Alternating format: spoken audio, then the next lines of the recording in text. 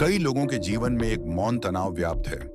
आर्थिक स्थिरता की तलाश, सुरक्षा, गरिमा के लिए और साथ ही भीतर से उठती पुकार कि हम उपयोगी बने, उदार बने, एकजुट बने।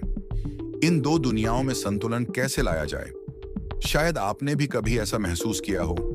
बढ़ना चाहते हैं, समृद्ध होना चाहते हैं, एक बेहतर भविष्य बनाना चाहते हैं, लेकिन किसी मोड़ पर दूसरों की मदद न कर पाने की ग्लानि ने आपको छू लिया। या फिर इसके उलट आपने इतना कुछ दे दिया कि खुद का ख्याल रखना ही भूल गए। यह द्वैत नया नहीं है। प्राचीन समय से ही आध्यात्मिक गुरुओं ने देने और स्वयं को संभालने के संतुलन की बात की है।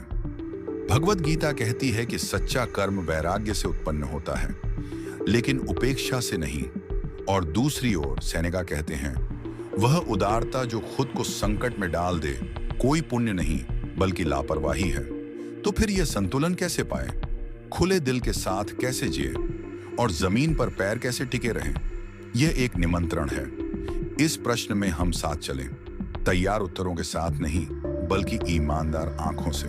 चलिए पैसे की बात बिना डर के करते हैं और एकता की बात बिना अपराध बोध के, क्योंकि शायद जरूरत यह नहीं कि हम किसी एक को चुनें, बल्कि यह जानना जरूरी है कि दोनों को साथ कैसे जिया जाए। पैसा जब सही दृष्टि से देखा जाए तो वह लालच नहीं होता, वह ऊर्जा होता है, वह देखभाल होती है जो ढांचे का रूप ले लेती है। वह हमारे परिश्रम, अनुशासन और समर्पण का प्रत्यक्ष रूप होता है। लेकिन पैसा अपने साथ छायाएं भी लाता है।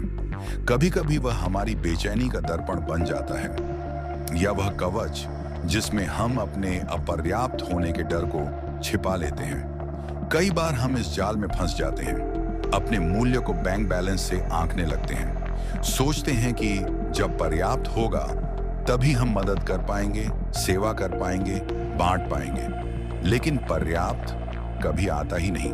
और दूसरी ओर कुछ लोग इतने दे देते हैं कि खुद को खो देते हैं। ऐसे लोग जो इतने उदार हैं कि भूल जाते हैं असली एकता भीतर से शुरू होती है। जो आपके पास नहीं है, समय, ऊर्जा, संसाधन, उसे देना केवल थकान लाता है। और थकान कोई प्रकाश नहीं फैलाती, वह तो दीप को बुझा देती है। सच्ची उदारता अपराधबोध से नहीं, न ही जल्दबाजी से पैदा होती है। वह तो तब आती है जब हम भीतर से भर जाते हैं, उस मौन से जो स्वीकार करता है, मैं भी इस समष्टि का हिस्सा हूं। शिव ध्यान करते हैं पर वे नृत्य भी करते हैं। कृष्ण उपदेश देते हैं पर युद्ध भी करते हैं। पुराने संतों की बुद्धि हमें याद दिलाती है, सेवा का अर्थ स्वयं को मिटाना नहीं है, बल्कि स्वयं को मजबूत बनाना है, ताकि सेवा टिकाऊ, स्थिर और सार्थक बन सके।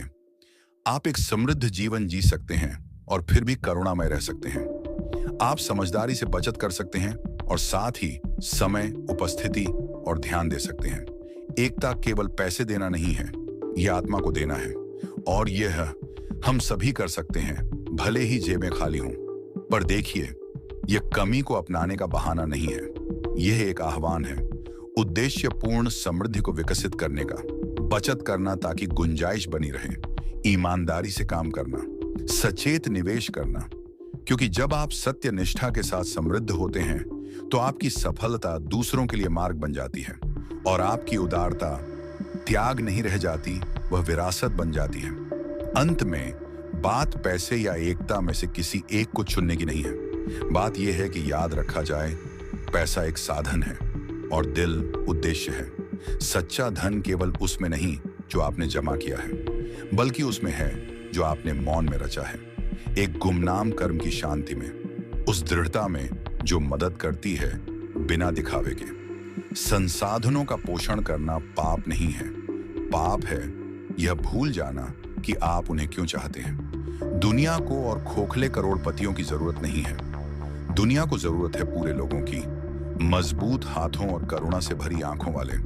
आप संतुलन पाए, आपका काम आपको सशक्त करे और आपकी समृद्धि उन स्थानों तक रोशनी ले जाए जहां अभी अंधेरा है। बिना जल्दबाजी के, बिना अपराध बोध के, उपस्थिति के साथ, उद्देश्य के साथ।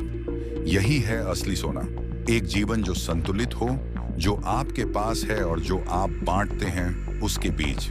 और यह सब शुरू होता है जब आप सेवा करने का चुनाव करते हैं, बिना खुद को खोए।